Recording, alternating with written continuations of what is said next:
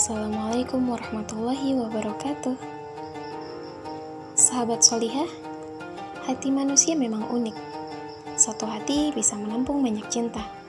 Uniknya lagi, cinta dari 3 naluri yang berbeda.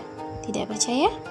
Ayo kita baca firman Allah dalam Quran Surah At-Taubah ayat 24. Katakanlah, jika bapak-bapak kamu, anak-anak kamu, saudara-saudara kamu, istri-istri kamu, keluarga kamu, serta harta yang kalian kumpulkan, dan perniagaan yang kalian khawatirkan kerugiannya, serta rumah-rumah yang kalian sukai, lebih kalian cintai ketimbang Allah, Rasul-Nya, serta jihad di jalannya, maka tunggulah hingga Allah memenangkan urusannya.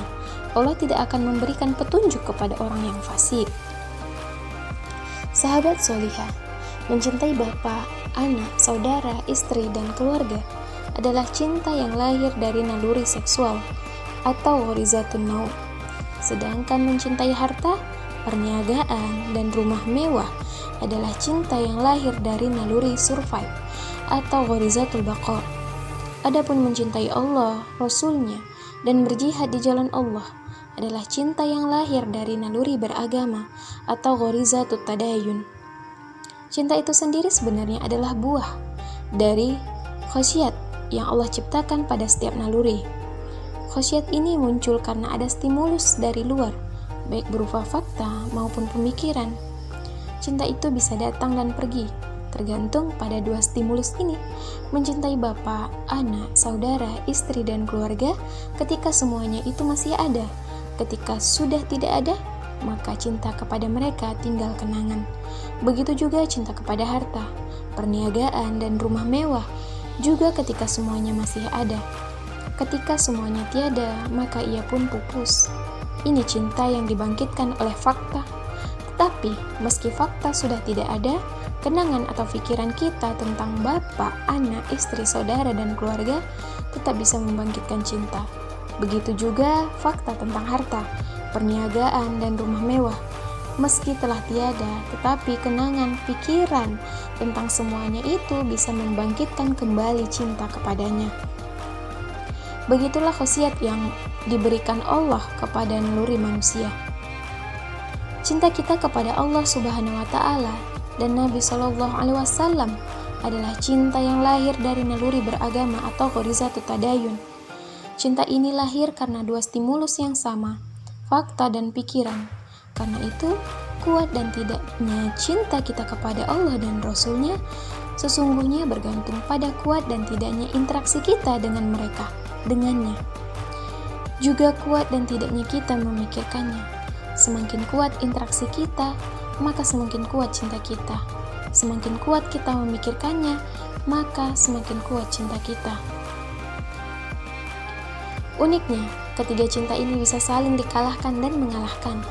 Karena itu, Quran Surah At-Taubah tadi mengingatkan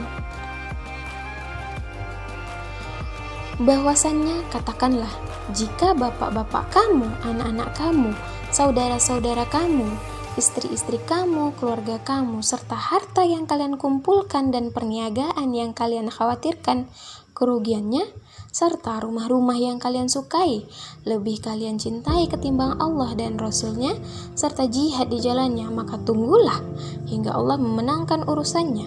Allah tidak akan memberikan petunjuk kepada orang-orang yang fasik.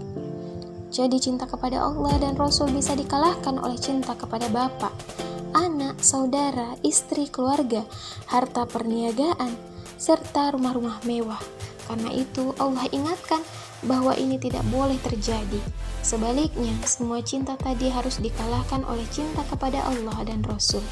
Bahkan agar ketiga hal tersebut tidak saling bertentangan, maka cinta kepada Allah dan Rasul harus dijadikan sebagai pedoman dan standar cinta kita kepada yang lain. Lihat bagaimana cinta Muhasyihah bin Mas'ud kepada Nabi yang sanggup membunuh orang Yahudi bernama Subainah, orang yang mencukupi kebutuhan hidupnya ketika kakaknya Huwasyihah tahu adiknya Muhasyihah membunuh Subainah, Maka Huwasyihah memukul adiknya seraya berkata, "Hai musuh Allah, apakah kamu telah membunuhnya? Demi Allah, boleh jadi setiap lemah di perutmu itu berasal dari harta dia." Apa jawaban Huwasyihah? "Demi Allah, kalau aku telah diperintah untuk membunuhnya oleh orang yang kalau dia diperintahkan aku membunuhmu, pasti aku akan membunuh kamu." Huwasyihah terperanjat mendengar jawaban adiknya sambil menegaskan, "Allah, apakah kalau Muhammad menyuruhmu membunuhku, engkau akan bunuh aku?" Huwasyihah menjawab, "Iya, demi Allah, kalau dia perintahkan aku untuk memenggal lehermu, aku akan penggal." Begitulah cinta Huwasyihah kepada nabinya, hingga sanggup membunuh saudara kandungnya. Ketakjuban inilah yang membawa Huwasyihah akhirnya memeluk Islam. Cinta Huwasyihah kepada saudara kandung yang lahir dari naluri seksual itu kalah, dan dikalahkan oleh cintanya kepada Nabi yang lahir dari naluri beragama.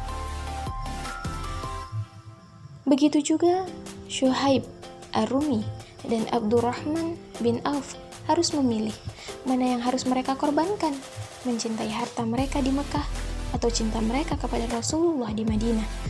Mereka pun memilih meninggalkan cintanya kepada Allah, kepada harta yang lahir dari naluri survive untuk mendapatkan cinta kepada nabinya yang lahir dari naluri beragama mereka. Suhaib Ar-Rumi meninggalkan semua hartanya di Mekah. Begitu juga Abdurrahman bin Auf. Abdurrahman bin Auf pun hanya membawa kuda dan baju yang dikenakannya.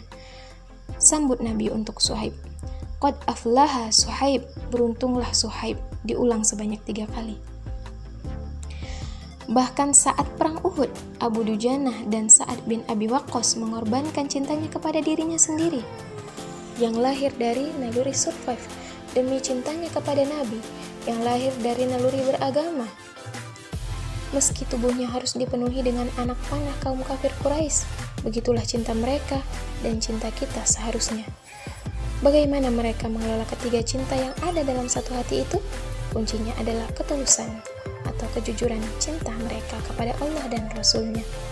Ketulusan cinta yang meniscayakan mereka harus menaati apa saja yang diminta oleh Allah yang dicintai. Seperti kata Imam Syafi'i, "Andai saja cintamu benar atau tulus, pasti kamu akan menaatinya, karena orang yang mencintai itu pasti akan menaati siapa yang dia cintai." Wassalamualaikum warahmatullahi wabarakatuh.